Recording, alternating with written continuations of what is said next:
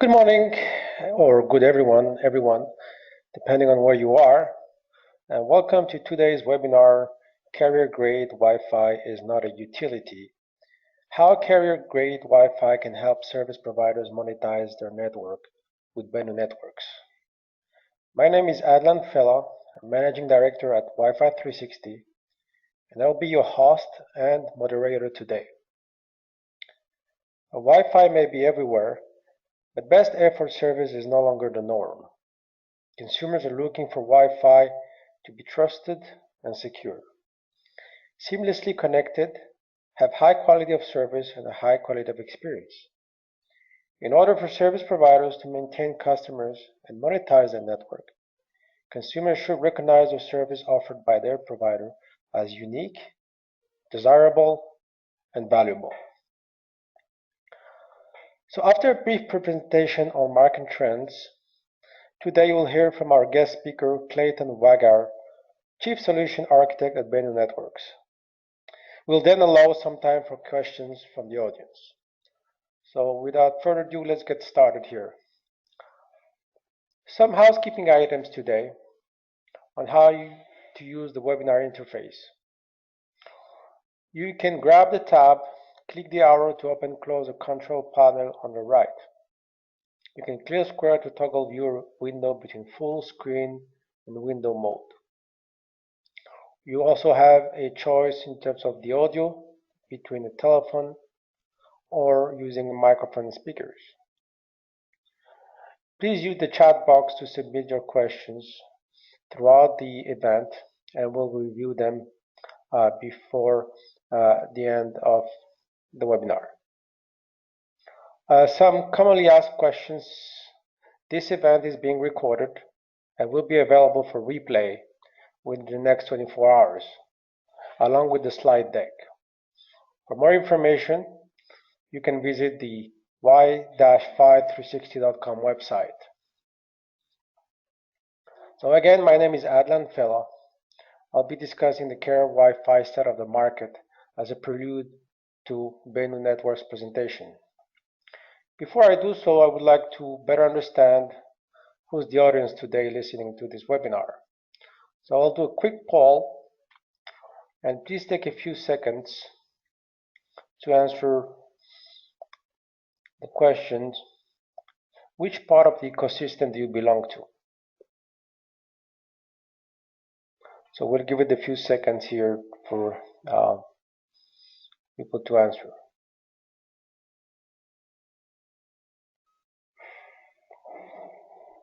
Okay, we still have some responses coming in.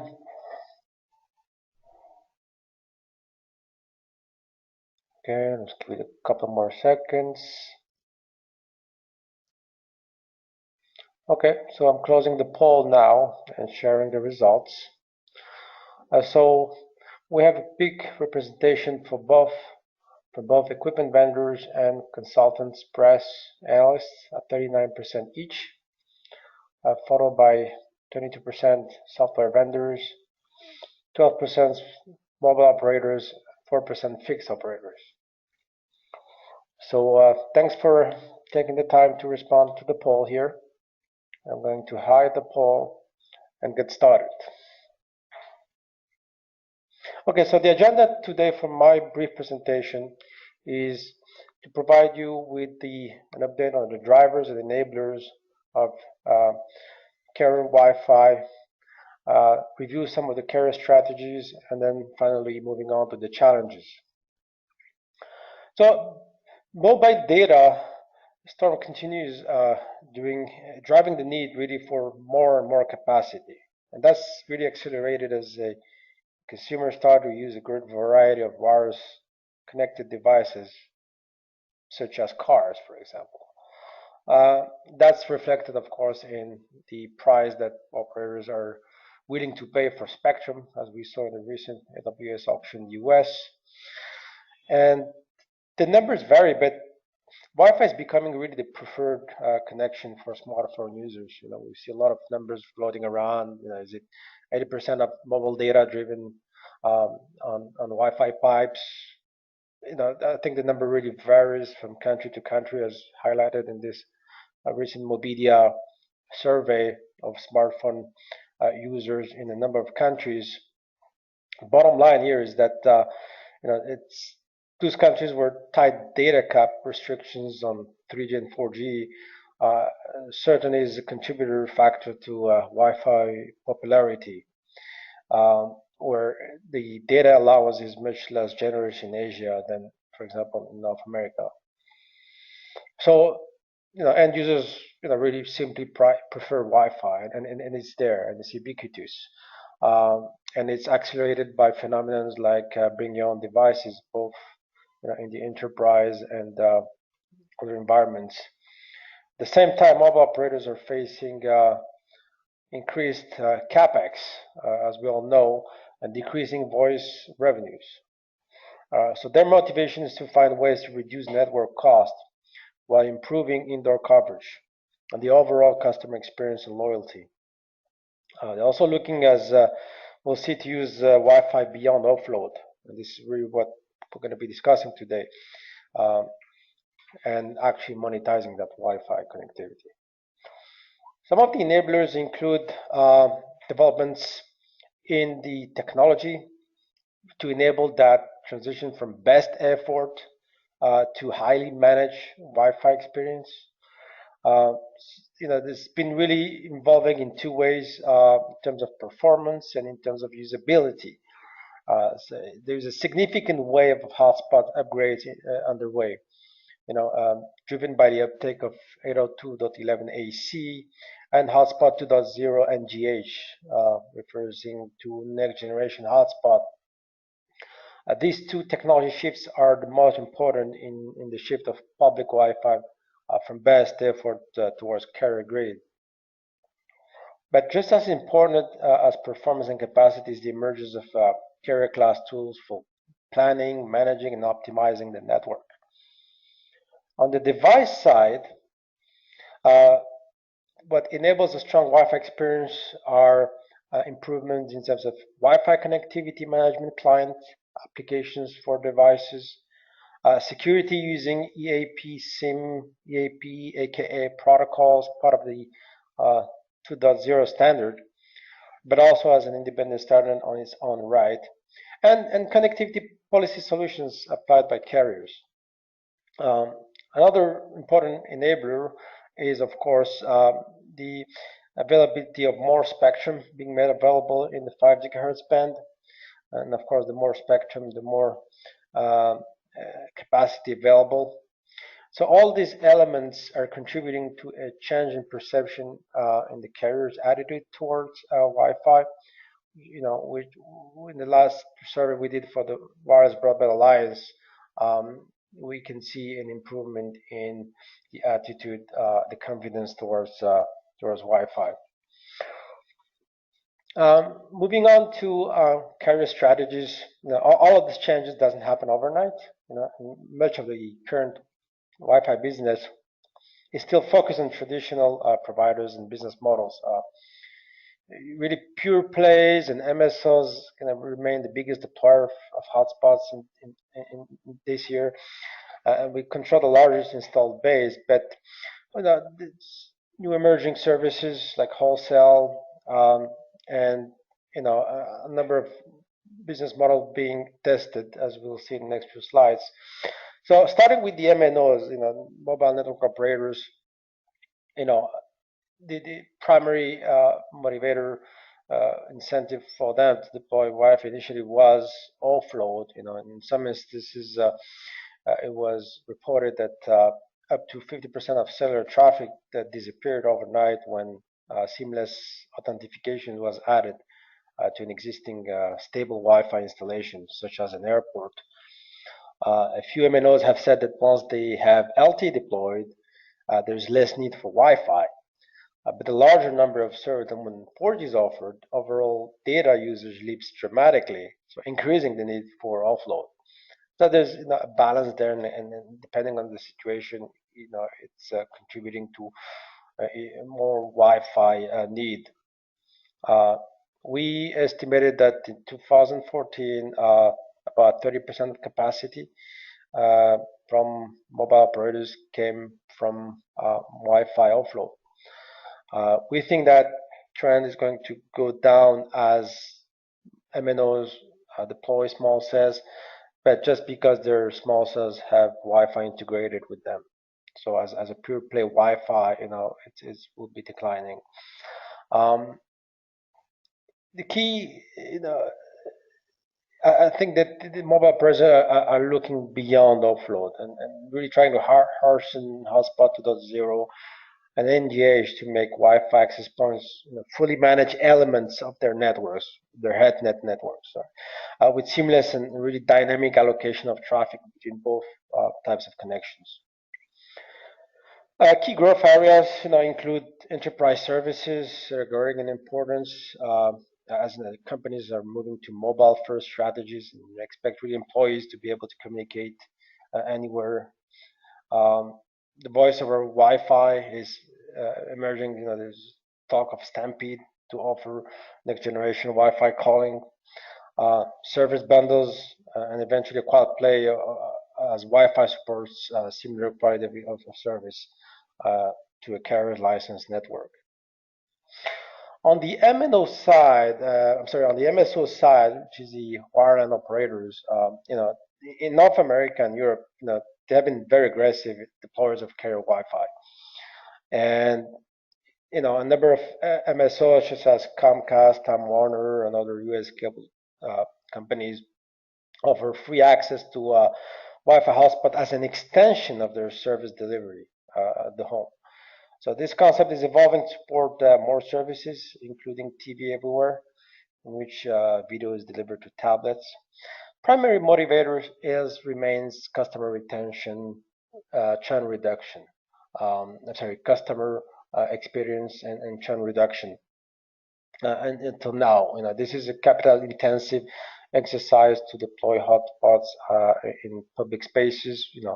They say what they following the mobile density, but that capex continues to be justified by the impact on churn reduction. In terms of the community Wi-Fi, what we call hotspots, these are projections that we have done for some research we done for iPass, and this is really skyrocketing number of hotspots, essentially due to the fact that a lot of them are opt-in. Opt-out, meaning that the operator can light on those double SSIDs without necessarily the knowledge of the consumer. And if the consumer doesn't want to share their SSID capacity, they will have to opt out themselves. And so we have companies like Fawn who have pioneered this model and have deals with many telcos like BT and Dutch Telecom, and have recently partnered to start offering same community hotspots to small and medium enterprises.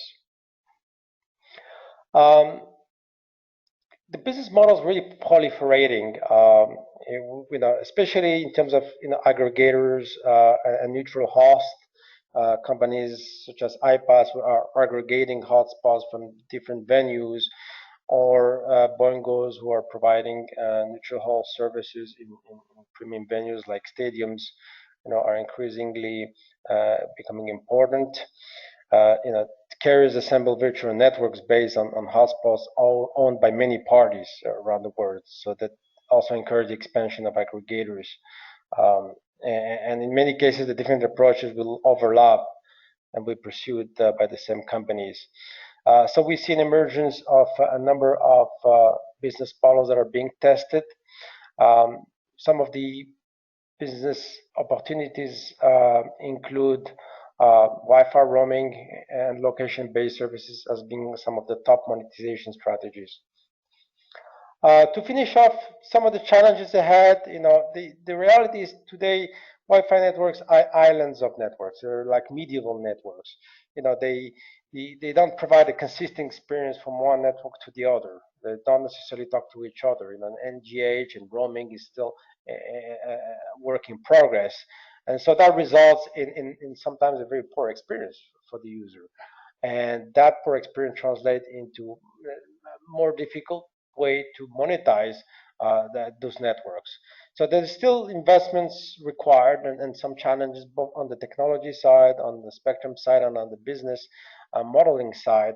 As part of the survey we did, clarifying the business model is still an important issue for 63% of the respondents.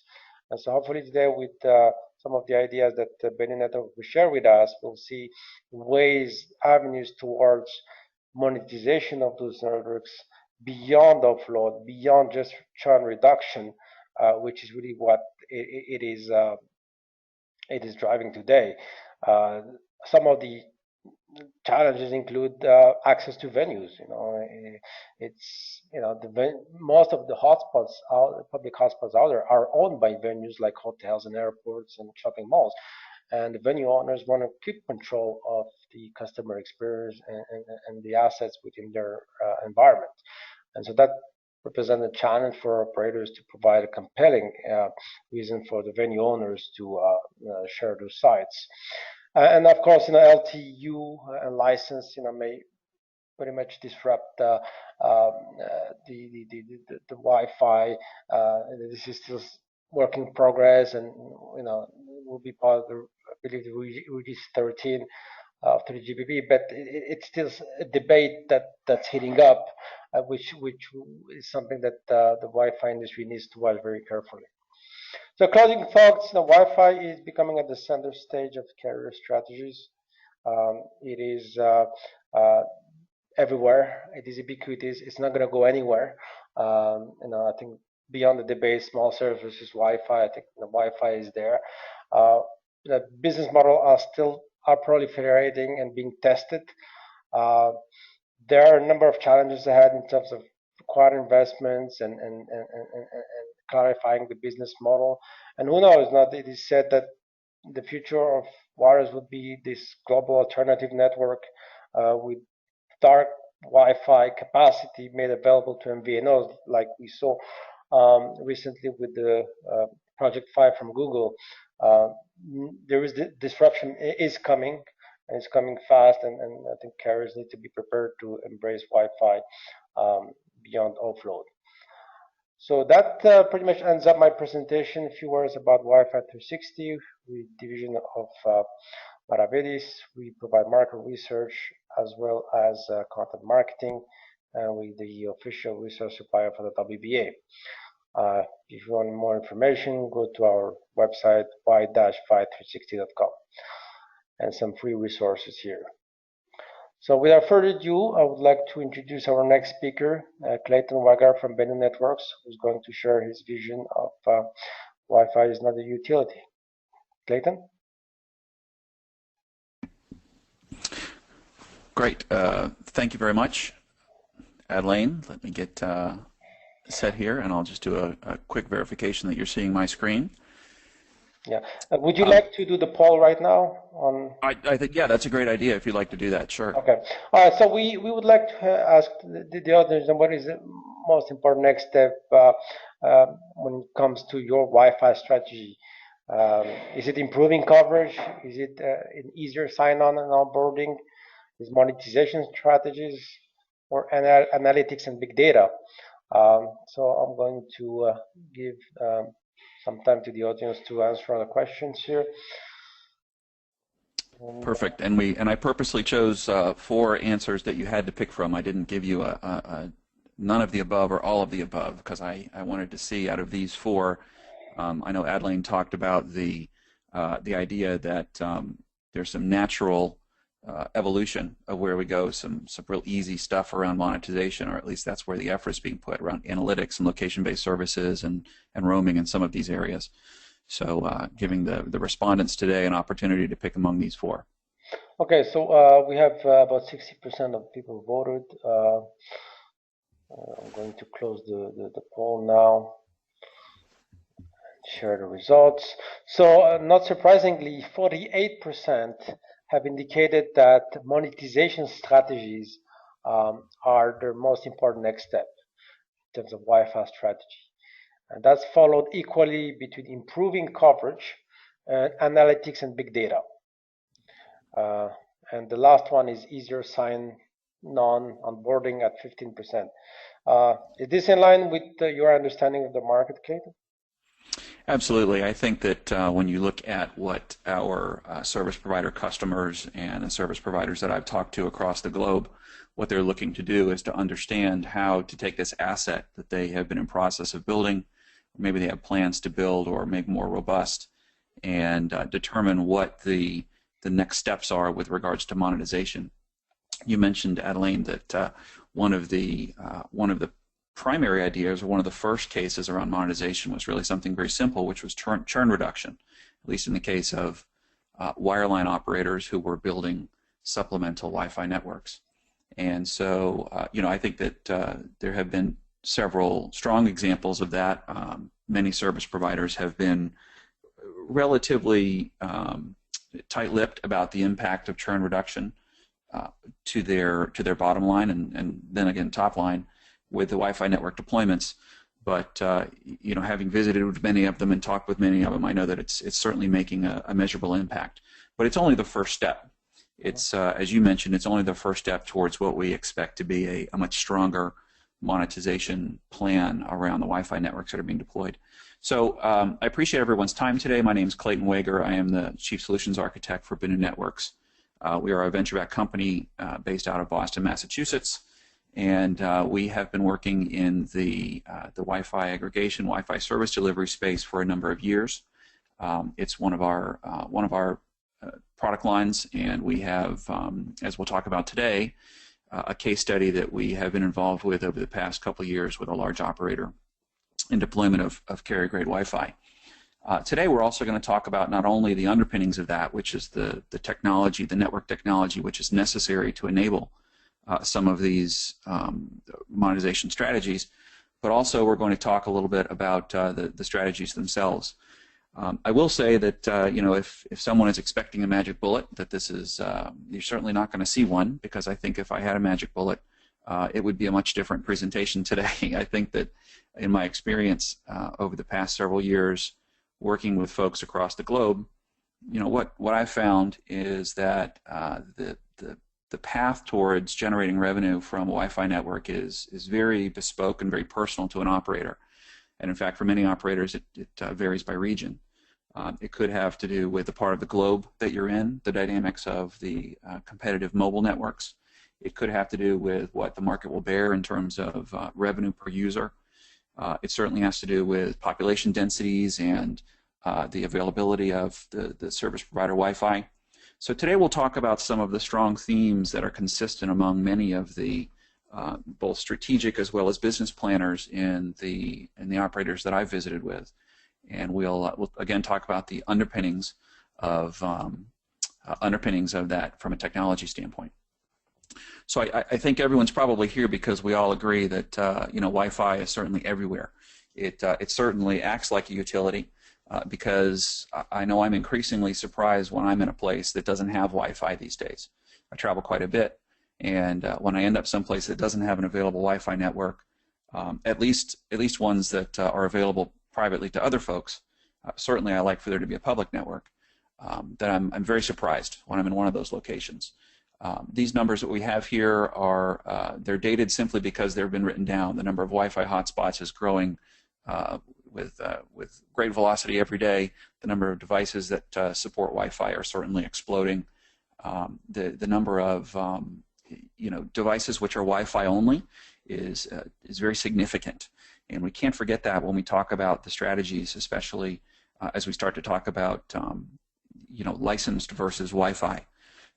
Although I think in the margin, I think in 5 to 10 years' time, we'll be talking about those two technologies being a ubiquitous network. As we sit here today, there's certainly a lot of competition between licensed mobile technologies and Wi-Fi technologies. At least the perception is that they are in competition with one another for the connectivity. But those devices that only have Wi-Fi, I certainly am thinking of lots of tablets that have been shipped over the past many years. Certainly when we get into Internet of Things devices, so Nest thermostats and refrigerators and smart TVs, certainly all of those are Wi-Fi only devices in large quantity. In fact, I saw in the last 2 weeks, I believe it was, that there will be a Wi-Fi Barbie doll that you'll be able to program using Wi-Fi technologies with an app or a web browser. So there's no limit really to what we're going to see being connected, and that's part of what has made the Wi-Fi ecosystem so robust. The fact is that because it uses unlicensed technologies, because of the economic price point with which we were able to deploy Wi-Fi access points and Wi-Fi chipsets and devices, that those very dynamics, the economics and the unlicensed spectrum, have made Wi-Fi ubiquitous. However, that's also the downside. The downside is that it has become so ubiquitous that it ends up looking a lot like a utility, certainly one that people expect to be there. When we talk about carrier-grade Wi-Fi, we want to take the discussion from something of a generic utility and bring it up and talk about the attributes that a network should have in order to enable ARPU generation, monetization of that network. Certainly, we want the network to have to be trusted and secure. We want it to have we want to know that the devices that connect to it are verified, and so too the end user wants to know that the network they connect to is a trusted network. We want the experience and the onboarding to be seamless. We want to make those connections as intuitive as possible, even to the point of being invisible. On a panel last week in the Asia region, we were talking about how the over-the-top folks, I think of Google and Facebook and Snapchat and all these guys who really ride over the top of these networks that we're building, all of them spend their days trying to figure out how to get folks to stay on the platform for as long as possible. They want eyeballs as long as possible on their app, on their website. In fact, one of the strong value propositions for a service provider is getting out of the way as quickly as possible to make that onboarding experience, the connectivity experience, seamless, intuitive, fast, invisible, trusted. You know, pick some of those favorite terms that you want, but we want to have that connection. That's the value proposition. The very base value proposition is that connection. And we also want these networks to be highly available. We want them to start to have the attributes of a licensed mobile network that we expect to be available all the time in the locations where we are. And so if we dig down one level of detail more, we find out that there's really some base constructs underneath of that, like the authentication experience and the type of back office elements that the network connects to, whether they are authentication elements in our own network as a service provider or those of our partners in the case of roaming. We want to be able to enforce policy and the quality of experience in the network. We want the network to understand that there are different applications and different users and different devices and be able to react to the different permutations of those three things. We want to have session persistence, or really what this feeds into is a mobility domain. So one of the beauties of the work that's been done in the 3GPP working group over the past several decades is something that we borrow heavily from in carrier-grade Wi-Fi today, and that's that we have a very large mobility domain. And that gives us a couple really interesting attributes in the network that can be used going forward. The first of which is, of course, that a device can roam from access point to access point and have session continuity. If they're on a voice call, or if they're doing a video chat, or if they're in the middle of an upload, that as they move from access point to access point, that's retained and is consistent. They don't have to restart a session or re-authenticate. The second thing is, in a large mobility domain, you have a much stronger point of leverage because you're in an aggregated traffic model. We have a much stronger point of leverage to integrate services into that.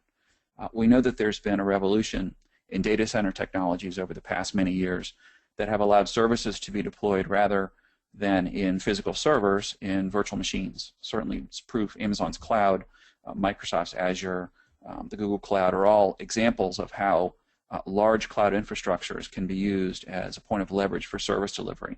And so by having that aggregated traffic model behind a very large mobility domain, we can begin to address individual devices on our network and the applications on those devices.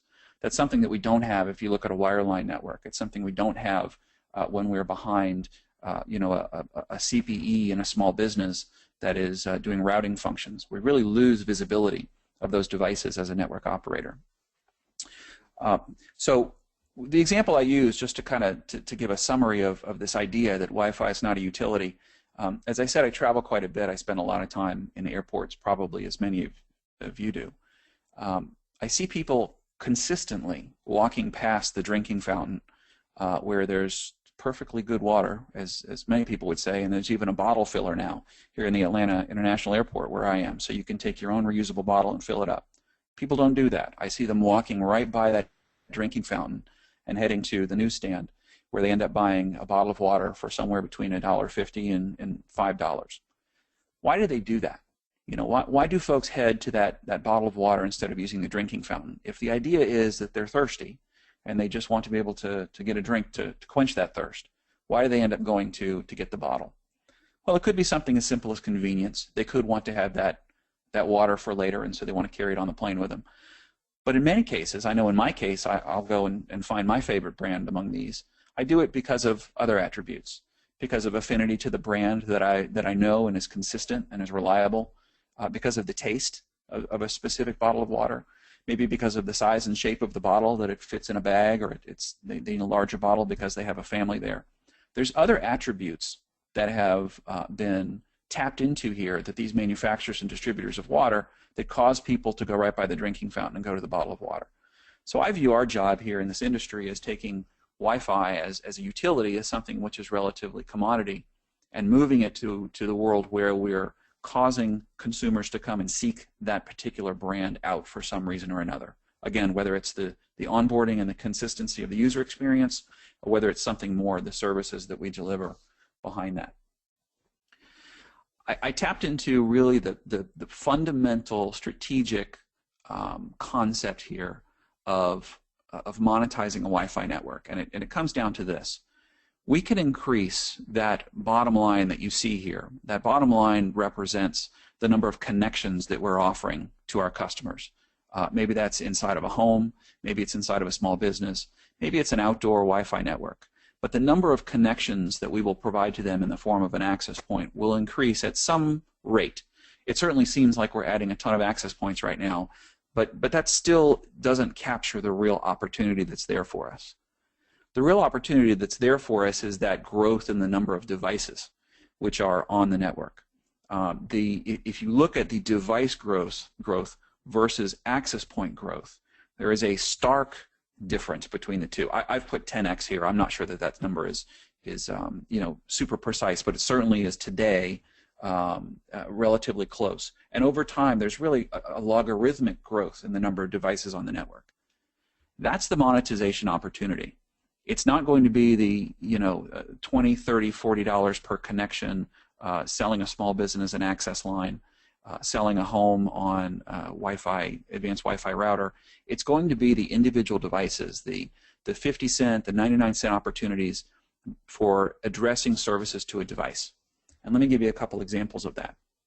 The first of which is real easy for folks to understand if you're a large service provider, is offering intuitive, robust parental control filters on a per device basis.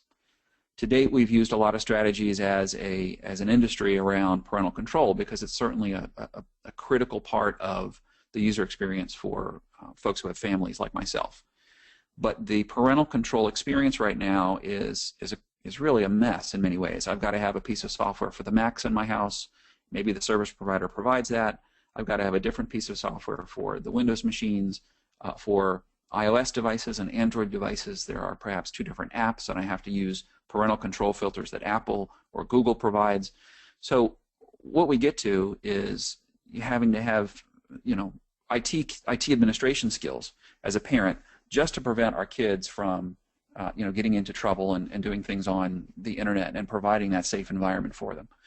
Well, if we provide those controls in the network, if we do that on a per device basis in the network, which is one of the key advantages of having the aggregated traffic model, of having the service delivery model that we're talking about today, having those network controls built into the network, parental controls built into the network, gives us a completely different opportunity and relationship with our customers. We can, on a per device basis, say for 50 cents or 99 cents or $2, that we can implement in the network real-time, up-to-date controls no matter where that device connects without any intervention on the device itself. We simply use a control panel, and we say that this device has parental control filters, and it follows them wherever they go. We start to get into a much more 3GPP-like or licensed mobile-like service delivery model where devices are recognized by the network and can have services delivered against them. Tremendous opportunity for monetization. The second example I'll give you here before we get into sort of the nuts and bolts of the network solution itself is around IoT. So if I look at the wave of devices that are coming online, I think of a refrigerator, and I think of my mom and dad, late 60s. Dad's kind of a technical person, but he brought his new smart fridge home, and he's leaned over the front of it trying to tap the network name in, and he's trying to tap the WEP key, the WPA key in. What I'm thinking of is a much more seamless experience where the service provider, in his case Comcast, perhaps has an SSID or a relationship with the consumer electronics manufacturers where he brings that fridge home and the fridge recognizes, by virtue of the fact that there's a special SSID being broadcast, the fridge recognizes that there is it's a Comcast home, and Comcast and Samsung have agreed to make the onboarding experience much more pleasant for my dad. And he can sit down at his computer with a web browser or with his phone on an app and be able to complete the setup of that refrigerator without having to go through the onerous process of tapping in networks and ensuring connectivity and IP addresses. So this is a strategic differentiator for a service provider. If we look at what the differentiator between a service provider and an OTT player is, the difference is that the service provider owns the network. They can have the network be responsive and implement capabilities in the network that are just not possible if you're simply using it as the network as a commodity transport.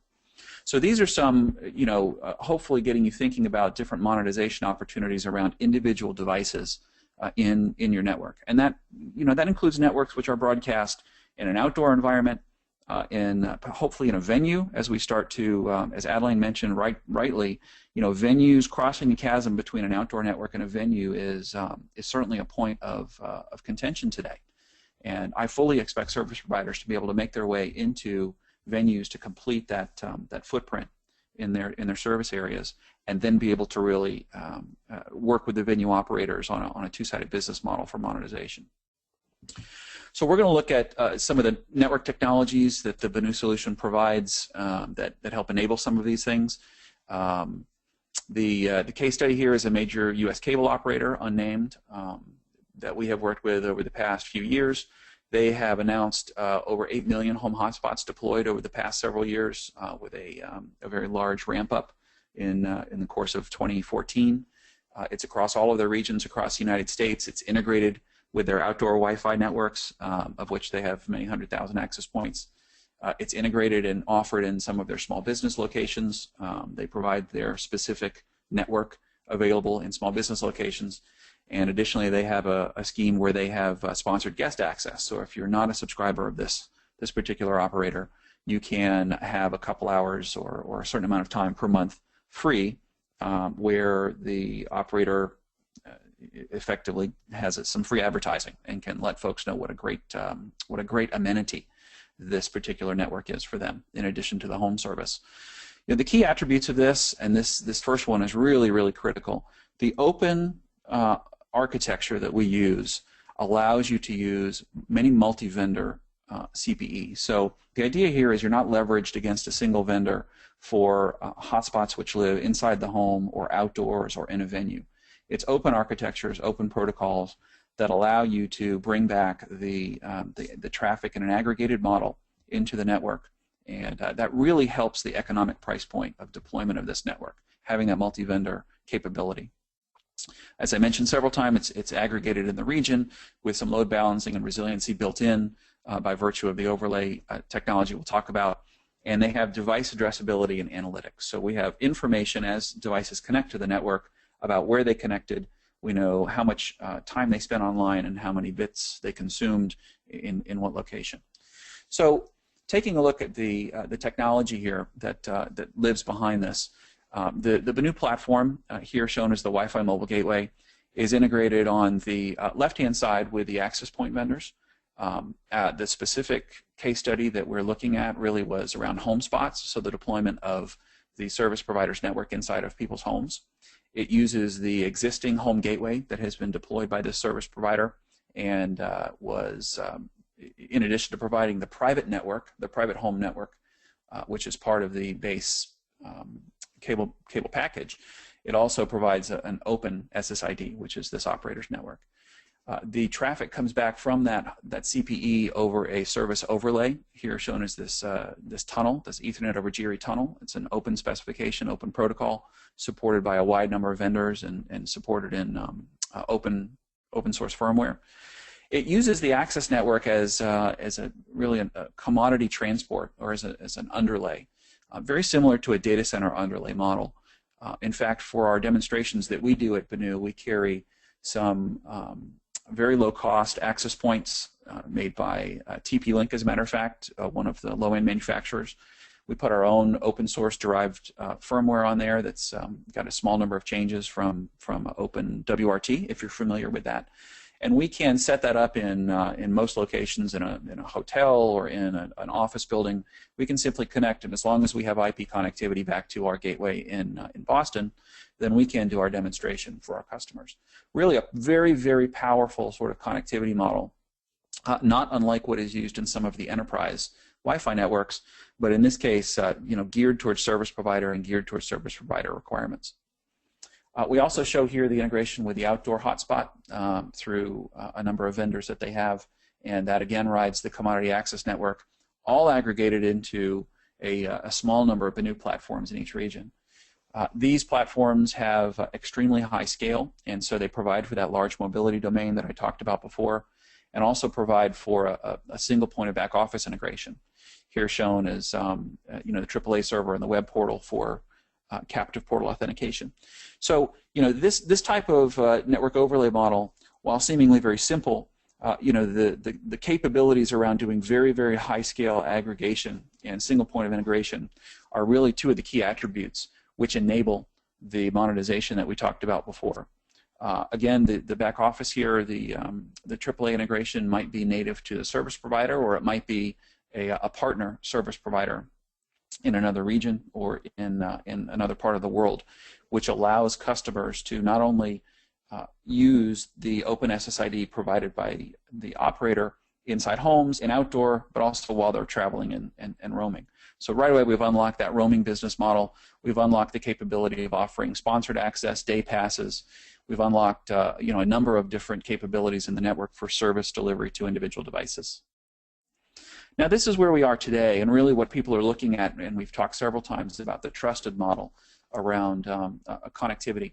And so we're quickly moving, both as an industry, as well as Benu, as well as our customer here, moving towards a secure model, trusted model, often known as Hotspot 2.0. Passpoint is the marketing term for that.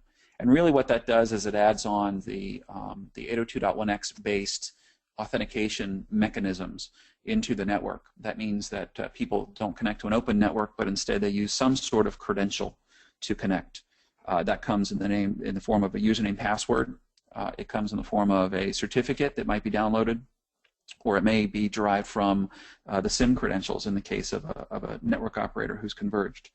We find that all three methods are in use, with a little bit of a bias towards certificate and SIM-based authentication depending upon the region. And in addition, we've shown on this diagram the integration with an existing WLAN controller. So maybe you have a venue or you have an enterprise where they have an existing Wi-Fi controller that's providing advanced RRM and configuration and firmware management services onto the APs. That can still be integrated into a WAG, a Wi-Fi mobile gateway, as shown here, which gives you, again, the more access points you capture into a single mobility domain and integration point, the better your opportunity for monetization will be. Finally, I'll show one other integration point here down in the lower right. For operators that are converged, or operators that are considering partnering with a licensed mobile network, or vice versa. Maybe you're on the phone today, you're an MNO, and you're looking to partner with a service provider who is doing Wi-Fi only deployments. There are integration points, defined integration points between the two platforms. So in the case here, we show the Wi-Fi mobile gateway. The WAG is integrated with a 3G and a 4G packet core. over the 3GPP defined interfaces, G and S interfaces. And so what this allows is it allows a couple different flavors depending upon really your point of view. If you're an operator that has a large Wi-Fi network and you want to perhaps get into an MVNO, you want to offer services over a licensed mobile network, this allows you to anchor your sessions back into your Wi-Fi gateway. So it allows the Wi-Fi gateway to really act like a licensed packet core will, giving you the economics and, again, the single point of service delivery for all of your services. On the flip side, you have the other model. You can use the access from the Wi-Fi to come and anchor into the licensed packet core. Maybe you're a mobile operator and you have people coming over Wi-Fi. So really, it just, again, depends on your point of view. I'm sure that there's, somebody else who has this diagram that's drawn exactly the same way, except the boxes are different sizes. Probably the packet gateway is larger and the WAG is smaller. The idea is that we want to be able to offer that service continuity, the ubiquity of services across all the connection types. So let's finish up here by talking about, what are the business cases around carrier-grade Wi-Fi. You want your customers to always be connected to you, and you want to be connected to your customer. Again, the primary value proposition is that connection. You can't do anything more. You can't innovate with services unless you go on top of a robust connection. We want to keep and retain customers. We talked about the churn reduction, and we want the customers to have a great experience and enable new business models. Here are some of the things we've talked about today, and community Wi-Fi, which is the case study that we gave, is it extraordinarily powerful. Folks, I apologize about that. My PowerPoint is absolutely got a mind of its own today.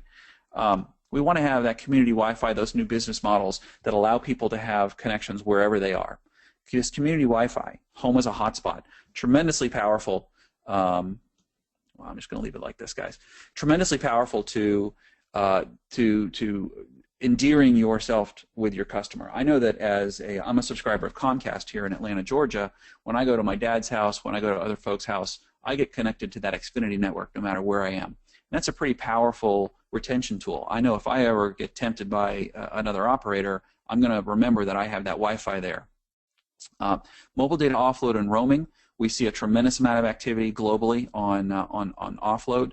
It's been publicly announced that Liberty Global and Comcast will be allowing Wi-Fi roaming between their customer bases. Some of the details are yet to come out. I'm not real sure if it's a paid or if it's an amenity, but the idea is that as you travel to another region, that you have that connectivity. And by the way, that gives you the opportunity to deploy home services, the same services you would have in your home region, in another region of the world. Wholesaling and vanity SSID. So I talked a bit about the IoT example and how we can have a vanity or a wholesale SSID for consumer electronics devices to come on board. Maybe it's something even more simple than that. Maybe Time Warner Cable in Manhattan during Fashion Week would have an SSID called Vogue, and Condé Nast would sponsor that particular SSID and be able to reach customers in a sort of a two-sided business model there.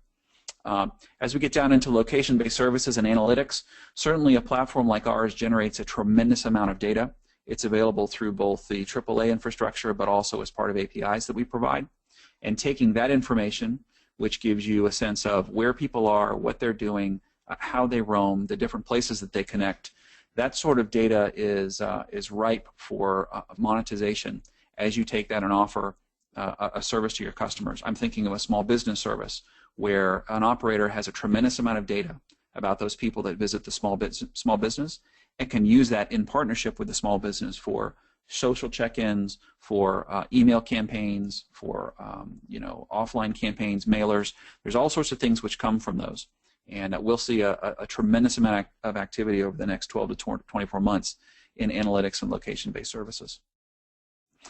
So Adlane, that completes my presentation, and sorry for the technical difficulties there at the end, but I'll pass it back over to you to finish up. Thank you, Clayton. I mean, this was great. Great insights into the possible business models and the exciting opportunity around IoT and M2M and the billions of connected devices here. I want to remind the audience to use the chat box if they want to submit their questions. I would like to ask you a question. How you indicated you're dealing with a lot of operators, I suppose from different backgrounds and mixes. How far are we from the IoT opportunity? The billions of devices connected, and what needs to happen in terms of change of perception, or is it investment required, or I understand this is a big opportunity. How far is it away from becoming a reality? Well, I think if you look at what the licensed wireless folks have been doing with what they've called M2M, or the Internet of Things, certainly in the United States we've seen AT&T and Verizon have very specific pushes around getting the number of devices on board their licensed networks. I think if I look at the number of Wi-Fi only devices, I think it's inevitable that in the next 12 to 18 months that we will see some sort of very significant activity in the marriage of IoT and Wi-Fi. I mentioned the number of home automation devices that are Wi-Fi only, and the adoption of those devices, whether it's a drop cam or a Nest, the adoption of those devices has really just begun. When we make the connectivity experience seamless as an industry, that's when those folks will really experience a second wave of adoption. And make no mistakes, nobody has marketing muscle like a consumer electronics manufacturer. So I think that the gap is closing very quickly, and my prediction is between 12 and 18 months we will see a significant change in the way those connected devices and Wi-Fi networks interoperate. Certainly as you heard me say, we're trying to work with our customers and the business folks in understanding what sort of business models there are. It's not just as simple as saying, A pays B for a following service. All of these are very two-sided business models that see money changing hands between not only the consumer and the service provider, but the consumer and the manufacturer and the service provider. That's where the real interest lies in the next steps. Okay, this makes sense. And I get a lot of the question about, and I know we have touched on that over and over again, but it's when will Wi-Fi become a real money maker as opposed to reduce churn and reduce cost of RAN capacity through Wi-Fi offload, and I know there is a myriad of business models being tested and all, but there's a perception out there that nobody's making money with Wi-Fi. Is that what would you respond to that? Well, I would say based on the experience that I've seen, people are making money. It's just not, again, that straight line that people would expect, where you turn the left knob and you see the dial go up. I know that I spoke to the churn reduction. Again, it's kind of boring, but it's real cash flow. Churn reduction equates. Reduction in churn is a pretty straight line towards free cash flow for an operator. I was surprised to learn in the Asian market the last 2 weeks that the folks, there's a lot of charging for Wi-Fi over there. That there's some amount of parity, at least in parts of mainland China. There's parity between Wi-Fi pricing and LTE pricing, and that is because Wi-Fi pricing is meant to be closer to LTE, not because LTE is down low where Wi-Fi is, if that makes sense. So I think we need to get out of the paradigm. If we have folks that are still stuck in the idea that we're going to charge for Wi-Fi availability, we can't live like that, because there's always going to be a free option. You will always be competing with Wi-Fi. If it's a choice of paying for a network in a hotel or seeing the cable Wi-Fi broadcast outside, I will get closer to the window and I'll use cable Wi-Fi because it's part of my package. What we need to do is understand the relationship between that availability of Wi-Fi and the other things that consumers will buy. In the case of an operator, it's the triple play package or the services which layer on top of that. I'll return to my example of parental control filters. I have 3 kids in my house. I certainly am a ripe customer. I'm waiting for someone to give me robust network-based parental controls. that are easy to administer. I'm a very technical guy, but I don't like to spend my time configuring things and configuring software. I love point and click. So I think we just need to understand that the monetization is not around availability of Wi-Fi. It's the next steps beyond that. It's the experience, it's the services that we layer behind that, and it's the other two-sided business models as we lean forward to IoT. Excellent. Maybe a final question before closing today's event. In your view, are there two different behaviors or reactions from cable/fixed operators versus the MNOs? Do they have different attitudes in terms of embracing this whole paradigm of dual Wi-Fi monetization strategies? So I think the answer is pretty clearly yes, and I don't ascribe any fault to either side. When I say this, I don't I'm certainly a huge proponent of Wi-Fi, but when you have an operator who has focused on the construction of a very robust network like an LTE network, certainly the focus of that operator is going to be monetizing that network and achieving the best return on their investment possible. And so in many cases, Wi-Fi has been relegated to sort of a secondary tier of connectivity where it's used for perhaps venue-based or hospitality-based, or in the case of someone like AT&T, they have a relatively robust Wi-Fi network, but it pales in comparison to others that are being built. On the flip side, if you take an operator like a traditional cable operator in the United States who has not had a licensed network, they have used that same capital pool or a similar capital pool to deploy Wi-Fi as their wireless network. So too, would they not focus on the license side because it's just not part of their network today? They want to invest and monetize around the things that they've invested in.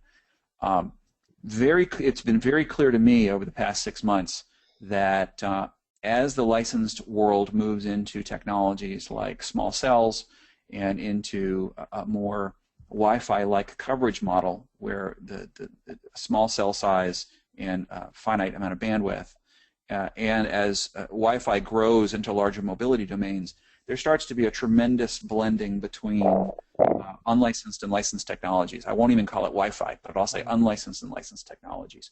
And that's why I say 5 years from now, I think we'll be talking about wireless monetization strategies and not necessarily Wi-Fi. I think that's been pretty clear to me. We're not there yet. We still have these islands, as you said. I think it's very well said that they are, that they're islands and there's an inconsistent experience. I think clearly we need to expect as an industry that the monetization that we're putting in place for Wi-Fi will reach towards that of 3GPP and vice versa. Well, this is an excellent conclusion point, which ends today's webinar. I want to thank you, Clayton, for sharing your thoughts and insights. I want to thank the audience for participating and listening, and of course, Benu Networks for sponsoring this event. Just a reminder, this event has been recorded and will be available for replay along with the slide deck. I want to thank everybody and see you at the next webinar. Thank you.